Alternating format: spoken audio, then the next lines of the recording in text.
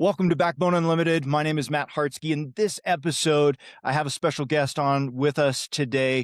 That's Brian Wortman, the owner and founder of Venandi Holsters. And this is a cool one for me personally. Just like with all of the gear that I use or that I'm brand partners with, I buy the gear myself, test it out, make sure that I love it and that it's a good solution for me. And then if I really do like it, I'll reach out to the brand and see if they're interested in kind of working together to create some content or having them work with the podcast or the YouTube channel. And this happens to be one of those scenarios. And just to give you a little bit of background, you guys reach out to me with gear questions probably more than anything else. I've been asked for, my pack breakdown, what I carry in my pack, things related to the Bino harness and weapons all the time. And so I thought that this would be a good place to start with some of that, let you see a little bit of what I carry. And this may not work for you. Some of it might work for you. This is just what has ended up working for me at this point after 34 years. For me personally, I probably have a backpack on in the backcountry hunting 90% of the time. So, wearing a firearm on my hip is not optional because of the hip belt. So for probably the last 15 years, I've carried a holster on the side of my pack, but there's a lot of times where I'm stripping that pack off and I'm doing stalks and maybe I know that I'm going to have a shot opportunity or a high chance of shot opportunity. So I'll slip that pack off so I can draw the bow more freely and have freedom to pivot and move without the pack grabbing on stuff or whatnot. And we're hunting more and more often in other states and a lot of bear country, and so I'm just not as comfortable taking that pack off and leaving it, and I wanted the firearm on me somehow. And I've really been anti carrying a lot of weight on my chest over the years. I just don't feel as comfortable with it. The Bino harness straps aren't near as comfortable as your pack straps with load lifters where you're getting those shoulder straps up off the shoulders. And so I just never wanted a lot of weight here. And so whatever I do put in this guy needs to carry a lot of weight for me in terms of what its practicality is in the field, what I really want with me, whether that's some first aid, whether that's navigation, whether it's my in-reach stuff that I have to have in the admin pouch or wind checker. Obviously, I've got my rangefinder and binos in here. I've got my digiscoping stuff. You probably wonder why I've got this big thing up here under my chin. I film so much and do so much with the phone that this pack is really quick access for me. It fits my iPhone perfectly, and I can keep a charger in there with the phone attached to the charger and do what I need to really quickly there. I film with the phone a lot, so I can just pop it out, slap it on my bow. But I needed a place to put the firearm, right? And a lot of guys carry underneath. For me, that doesn't work. It's flopping around. It's not attached in a way that is secure enough for me. It's always banging on stuff, whether it's my bow, rifle, whatever it is, just the opportunity for it to clank on something. It's buried underneath here. I don't have good visual of it. And so if I happen to be in a rush and needed to get that firearm out quickly for me, it's a lot harder if I can't look down at it. So for me personally, I started looking at the holsters that were attached to the Bino harness. And the reason that I settled on Venandi was because of how comfortable the reviews were on it, how secure and out of the way it was. A lot of you probably may not have even noticed with all the stuff that I have on here that I have the Glock 43 tucked away in here. I can't even tell that it's on. It doesn't cause any extra wobble for me. It's not getting snagged on stuff and sticking out in the way. Yet it's extremely accessible for me. Don't worry, it's fully unloaded. And so for me, this just ended up being the perfect situation here where it's tucked away. For a lot of years, I carried the 10 millimeter Glock just for the firepower and the stopping power for bears. But really, ultimately, I carry underwood ammo in here. I'm getting great penetration with it. All I need to do is save my life. I'm not hunting with it. I mean, it's a last resort. When I'm in bear country, I'm probably going to have bear spray also. Don't want to kill the bear unless I have to, but it's there if I need it. So with that intro and with you having a little bit of background into it, we'll get into more of it. And Brian's got some product to show you guys so that you can see the way that holster attaches to the harness and give you his take on it. Brian, I'm sorry, that's a long intro, but wanted to lay that groundwork for us. I love the holster itself, but what I love even more when I was researching is that Venandi is a veteran-owned company specializing in Kydex holsters, and they have the patented Bino Pack holster here that we're going to talk about today.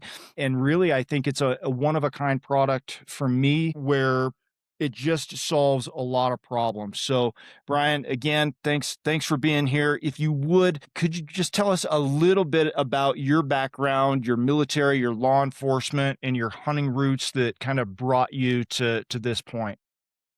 Yes, good morning to you, and thank you for having me.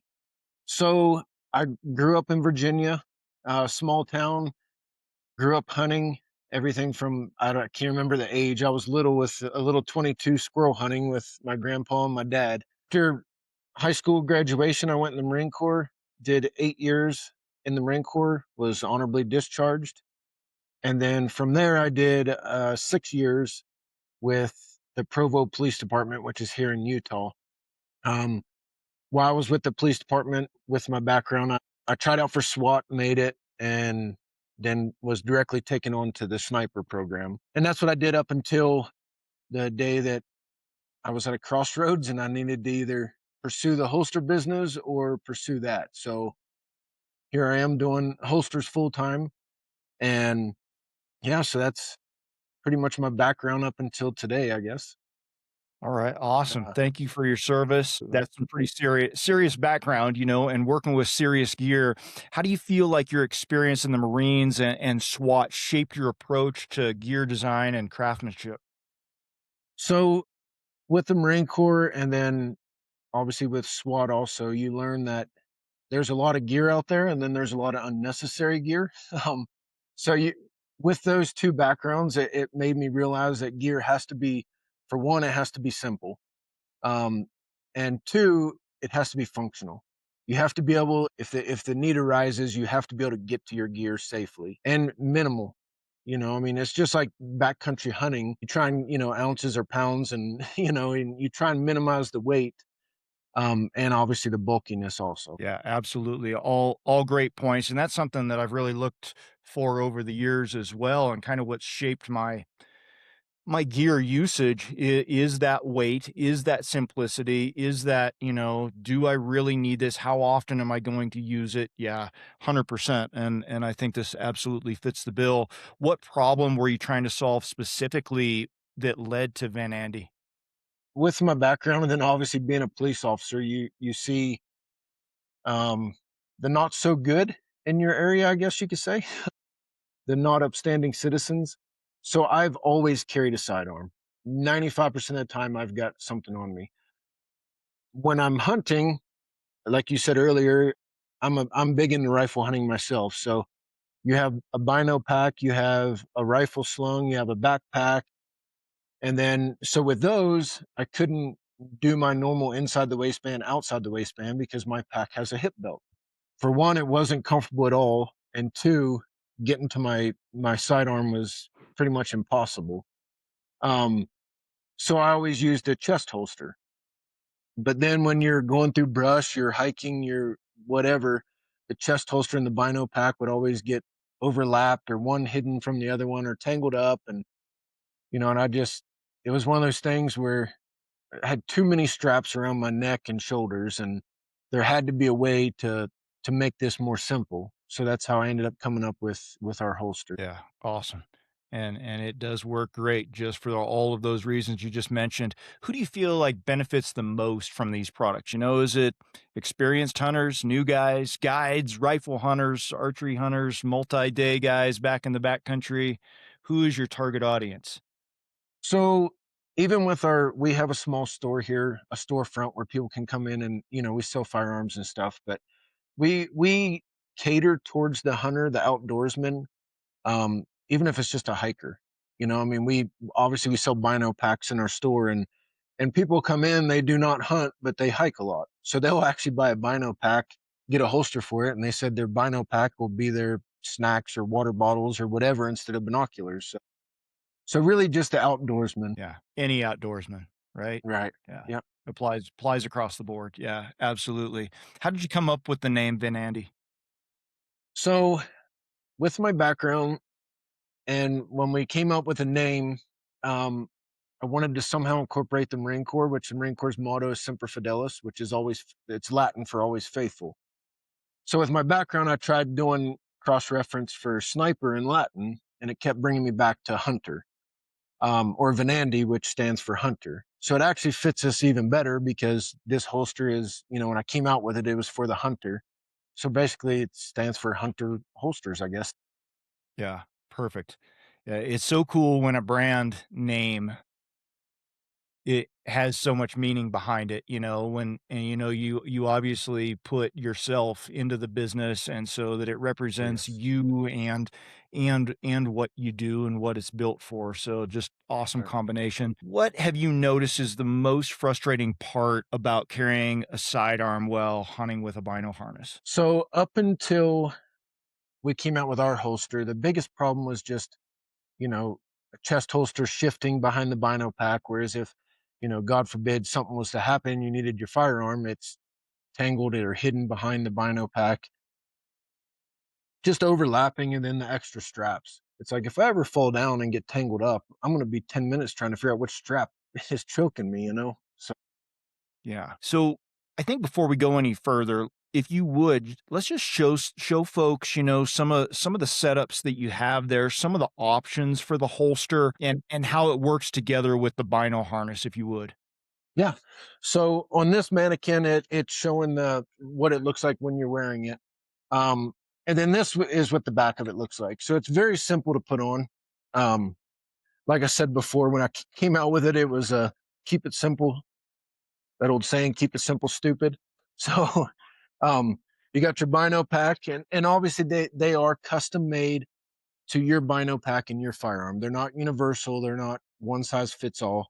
Um, so the brackets configuration would look different depending on your bino pack, and then it just simply slides on. Bottom strap slide through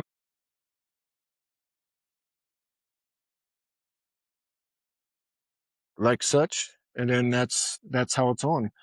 When we came out with this, we had a lot of good feedback. Some of the feedback we got was, okay, but I don't carry my binos when I'm fishing, or I don't carry my binos when I'm duck hunting, or something like that. So we went back to the drawing board, and that's how we came out with the chest holster conversion kit, which is on this mannequin. So basically, it converts your bino pack to a standalone chest holster.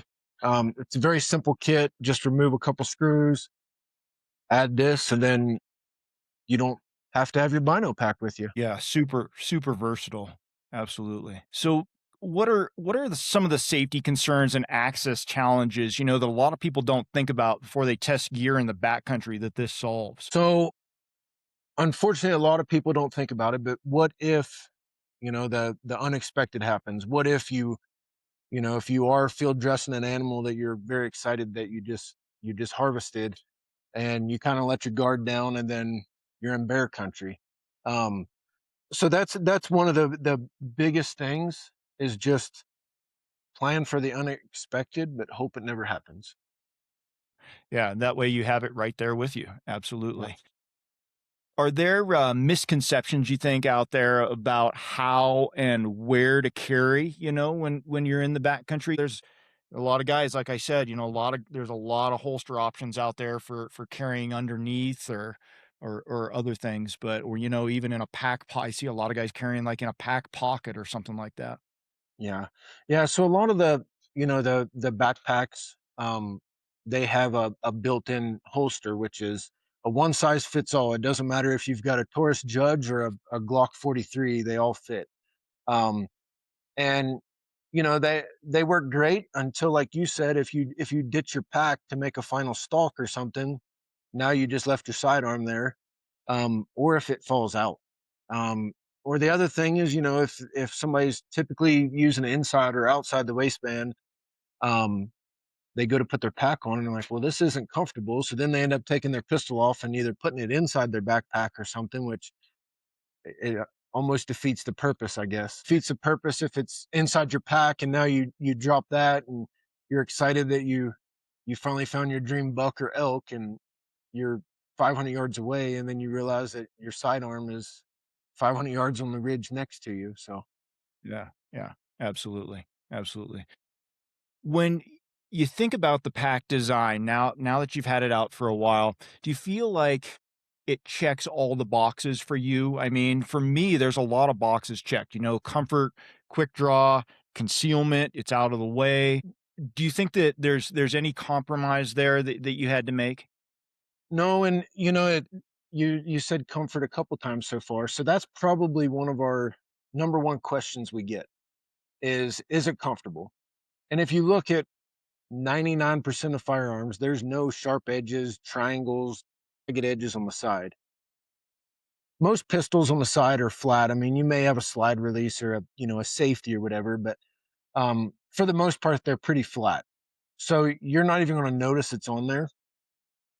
We do have a comfort pad that we just came out with, um, and that was mainly because we had a couple customers reach out. One of them's actually a really close friend, and they've had either some type of medical condition like a heart surgery, or my friend broke his chest bone, and when it healed back, it's didn't heal back flat, I guess. And he came to me and he was like, "Is there any way we can do this? Like, I love your product and I don't want to carry it any other way." So recently we just came out with kind of a solution to that. It's these comfort pads. I know it's hard to show how flexible they are, but with it being on camera, but these you get them, they'll come with four of these little screw holders, and then it just mounts on like that. And it's not for everybody, and it's something that you could add later. So if you get the Bino pack and then you're like, I really want to try that comfort pad, you can order it.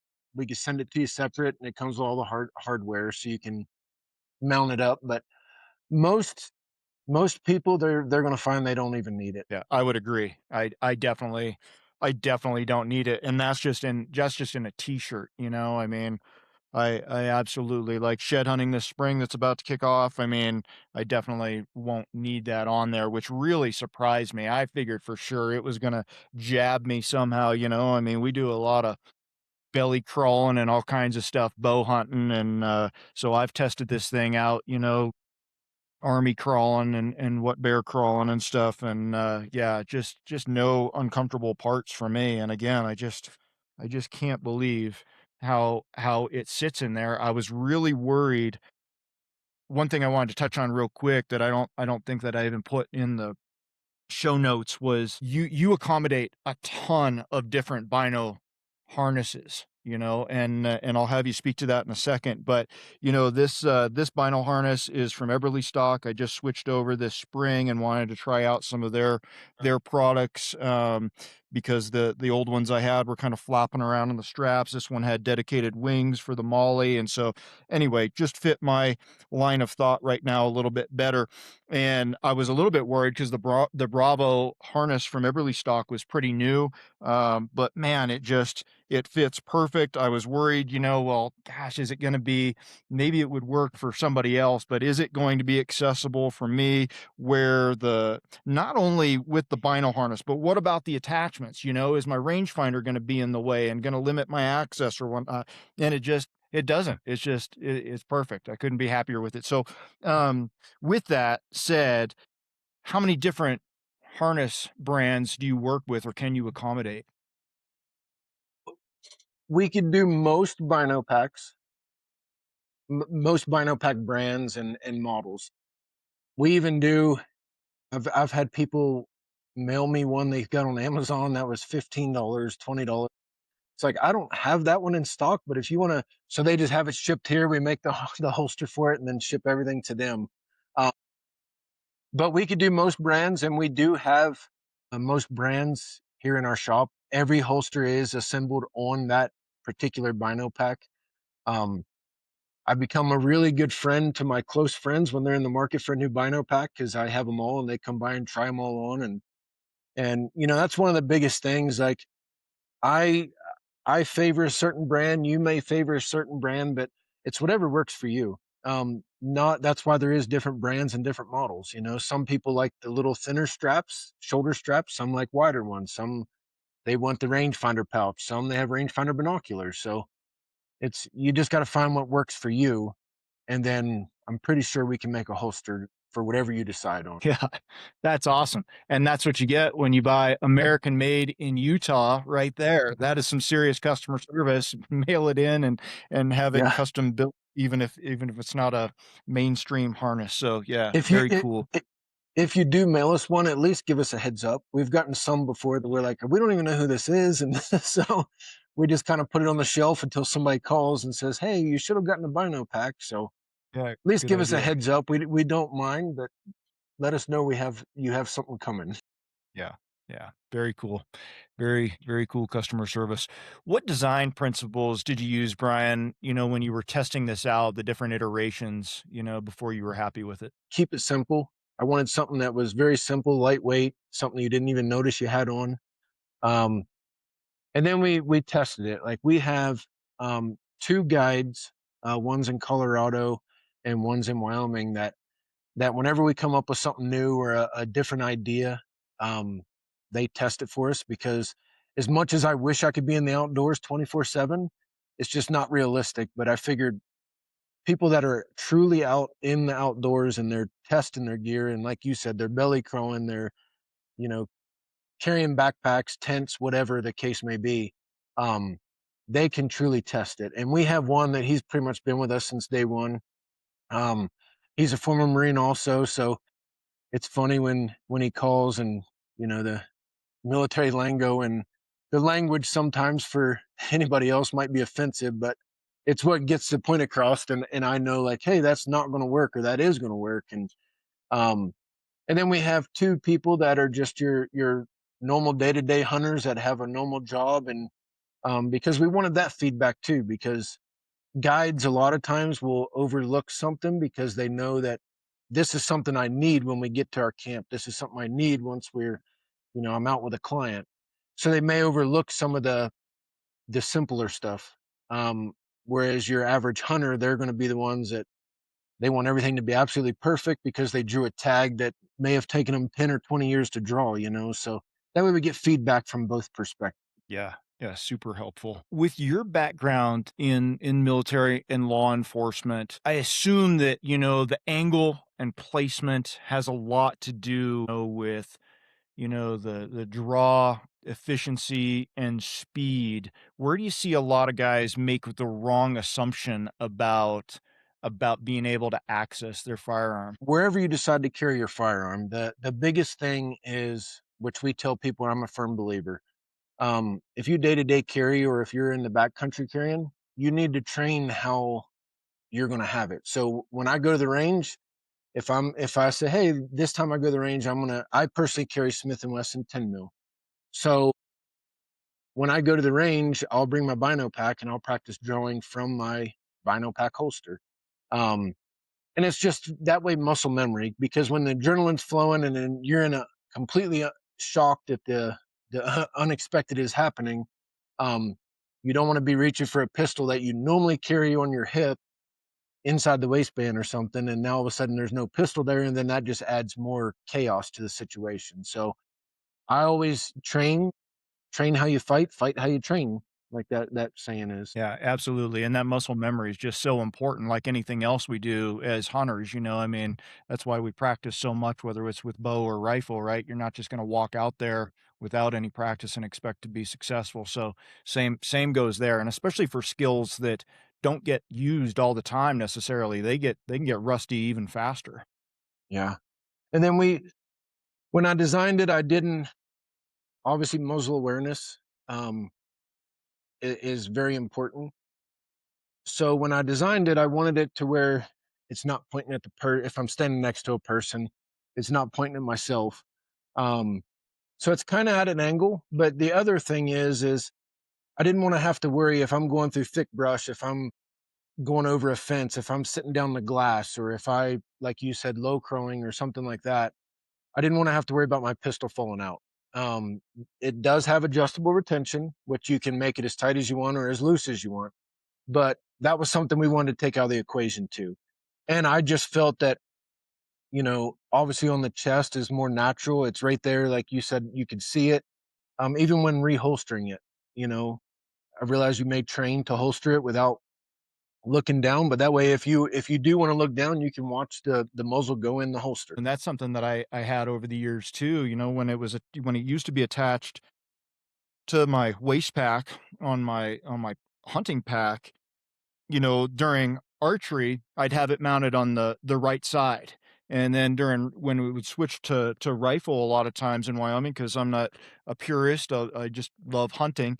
Right. You know, I would switch that holster to the left side because a lot of times I'd be carrying my rifle with a sling on that right side there, you know, and so I didn't want it clanking and making noise and just awkward trying to reach and fit everything, especially if you have multiple layers on late season plus harnesses and stuff and trying to access it. I'm like, ah, it's no big deal. I'll grab it with my left hand, you know, but Right. in the heat of the moment, that's probably not going to be the best situation. So yeah, you're right. Up here, it's just always in the same spot, always accessible. What do you think is a common trap hunters fall into when they buy holsters without thinking through their whole gear integration?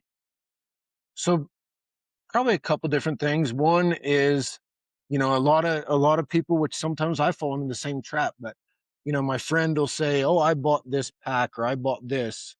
So immediately I know my friend likes to hunt and he has the same hobbies as I do, so I go out and buy it. Um, you just need to figure out what works best for you. But then the other thing is when you buy a holster, okay, I got this new gun, I'm going to do an outside the waistband, and you train with it and love it, and then hunting season comes and you didn't think of, okay, now I've got a pack on with a waist belt, so it's you really got to think the whole thing through. Like, is this holster designated just for hunting, or is this holster day-to-day carry, and where am I going hunting at also? Yeah. Yeah. Perfect tips. Great. For somebody that's newer to the Bino harness system even, or even just newer to multi-day backcountry hunts, what do you think that they should focus on first when they're looking for a holster system? One is you're doing a backcountry hunt. Is it one where you're going in and camping for 3 4 days a week? um Me, I'm the type, if I'm even in the summertime, if we're out riding a side by side or something, I have my Bino pack on. Are you the type that's gonna have your Bino pack on from the minute you wake up till you go to sleep? Or is it only if you're out hunting do you have it, but around camp you don't? Um, which, that's somewhere that the chest holster conversion kit would come into play. Um, but you need to look at that and then kind of go from there. If it's something where, it blows my mind, but I hear stories of people that keep their Bino pack in their backpack, and then when they sit down the glass, they'll get it out, and it's to each their own. Not exactly my way to do it, but so you got to think of that too. More great tips. How should somebody think about retention versus speed when they're thinking about their holster system? So that's one thing. Like I've mentioned, our holster has adjustable retention. When I first started making these, I quickly found out that I'm not average. I found out that some people go to the gym way too much, and some people need to go to the gym. We were getting phone calls where it was too tight to draw the pistol, it was too loose to draw the pistol. So rather than having all these holsters coming back so we can tighten them up, loosen them up, and then sending them back, we came out with the adjustable retention. That way, they can. Me personally, I have it a little bit on the tighter side. That way, I know that I don't have to worry about it falling out. I don't have to worry about it catching on a branch and jiggling or rattling. But some people they want it on the looser side. So it all depends on the individual. And then like I said before, practice, train before you actually go out in the backcountry. Yeah, coming back to the training, absolutely. Practice. Do you have any customer stories? Because I'm sure you get feedback all the time about how the holster performed under pressure or made a difference for them. So I actually have three quick stories. One was a couple years ago. A gentleman, he was in Idaho. He had just gotten a cow elk. He was field dressing it. Um, he heard something, looked up. There was a bear coming out. He yelled or whatever, and the bear ran away. And then he continued field dressing, and he heard it again and looked up, and the bear was actually charging him. He unloaded his pistol on it, and he called to just tell me that he knows that that bear would have got him, whether it would have killed him or just seriously hurt him, or he doesn't know, but he didn't want to find out. And he knows that if he hadn't had my holster, then it would have been a completely different story. Um, Another one was I just did an axis deer hunt uh, in November, and we were we were out tracking the axis I got, and my guide had one of my holsters on, and I wish I'd have had a video camera. So we're going through some, waist high, chest high grass, and he all of a sudden he carried a 1911 10 mil. He pulled it out of his holster and shot, and I was thinking, oh, did is my axis deer right there? And he just killed it. We found out later it was a hog that was asleep, and he almost stepped on it. Um, but I told him, like, if I'd have had a camera, that'd have been perfect, because I've never gotten to see my holster in action, like in real life, which is a good thing. But um, that was just it was pretty neat to see, but scary at the same time. And then actually, that was the two I was going to give you. But then this morning, we got a new review where a guy in South Carolina was out helping his friend who had wounded a hog, and it was nighttime, and they were out looking for it, and the hog charged him, and he was able to shoot it. But they actually reviewed our product on Google with that, and I was like, well, that's pretty funny that just happened this morning. Yes. Any lessons learned from any of the early prototypes that you went through before landing on this final iteration? Yes, the adjustable retention. I'm not going to hit on that again. That was probably one of the biggest things. And then the other one was when I was first coming out with this. It took years to before we could even talk about it. But my very first ones I made out of cardboard, just because I didn't know the design. I had it in my head, but head to paper and to actual reality, it was getting kind of expensive. So I started using a lot of cardboard. Um, and at first I was doing the whole entire back of the Bino pack, and then the holster was kind of formed into that. And then, it went back to we got to keep it simple, shed as much weight as we can. So that's how it's kind of led to where it is today. And then also with the um, chest holster conversion kit, like I said, whether it's hunting season or not, if I'm out doing anything, I always have my Bino pack on me. And I didn't even think about, hey, there's a lot of people that if it's not hunting season, they leave their Bino pack on the shelf. So that's what led to the chest holster conversion kit. Yeah, it's cool. I'm sure you did a lot of testing, because the way that it turned out, it just doesn't need very many refinements, in my opinion. So Well, you've I'm always glad to hear that. done a lot of work there. Yeah. So hunters have a ton of gear to think about, right? From the harness and optics and the way everything's going to tie together and their pack. Where do you think that holster fits into their gear selection? It has to be two major things: safe and effective. It has to be not in the way. It has to be very minimal to where, if they're drawing a bow, if they're low crawling, if they're going through brush, um, they don't need it hanging up on stuff, or more worried about losing their pistol than the whole purpose of carrying it to begin with. Um, so that's one of the major things that we keep in mind is when we're designing or trying to modify it or make it better. How do you think guys should test their setup once they get it, especially before long hunts? Maybe it's that guy that's, like you mentioned earlier, spent, years applying and finally has that tag. We don't just want them to show up on that hunt, right? With unproven Yes. systems. So how do you think they should go about testing out their gear? So on the holster side of things, definitely recommend going to a range or a safe environment, and practice drawing, practice shooting from the holster, practice reholstering and all that. Um, but even with the Bino packs and stuff, make sure it's comfortable. Make sure it's something that it's not what your buddy has, or it's not something that you've seen on TV or online that look cool. But make sure it's comfortable for you, and it fits it works for you. And the same thing with the firearm. Most hunters, they're very Second Amendment friendly. I could probably safe to say that well over half of them have more than one pistol. that's another question we get asked a lot, either through email or phone call or text is, I've got 5 different pistols. Which one do you recommend that I get the holster made for? That's completely up to you.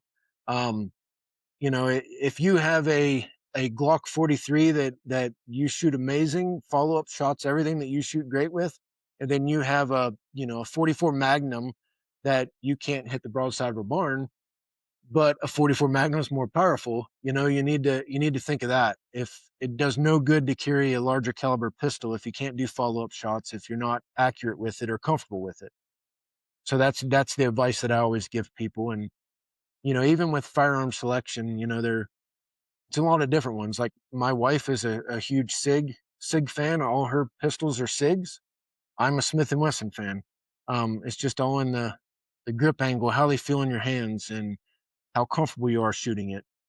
So it's same thing with gear. You just got to figure out what works for you. More time using it. Yep. So you obviously offer custom fitting advice and support, when people are thinking about ordering or when they place their order. Yeah. Yep.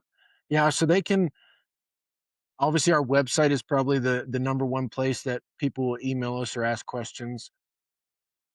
So you can email us on Instagram, Facebook, all the social medias.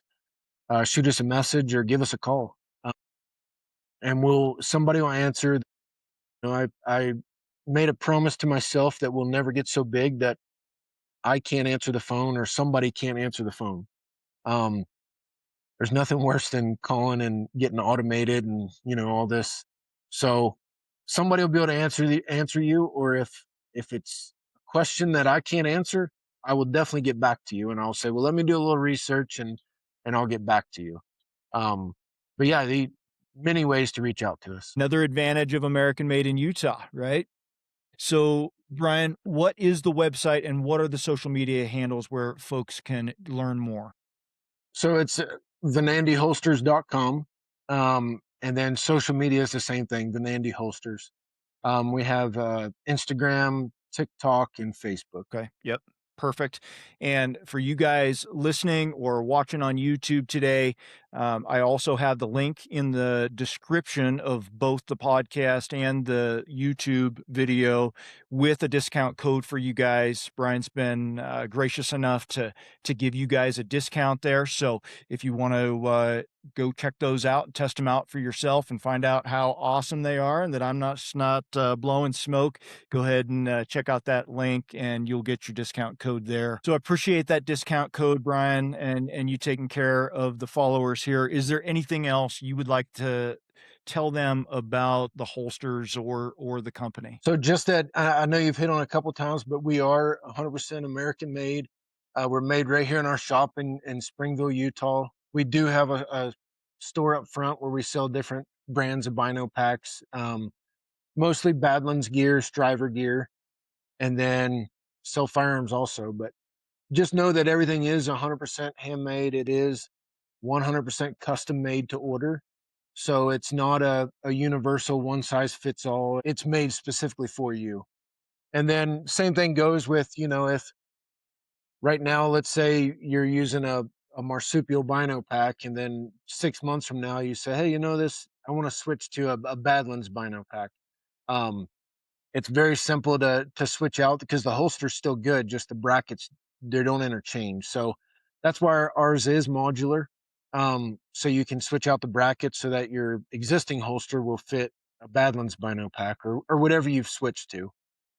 But Yeah. that's pretty much Excellent. it.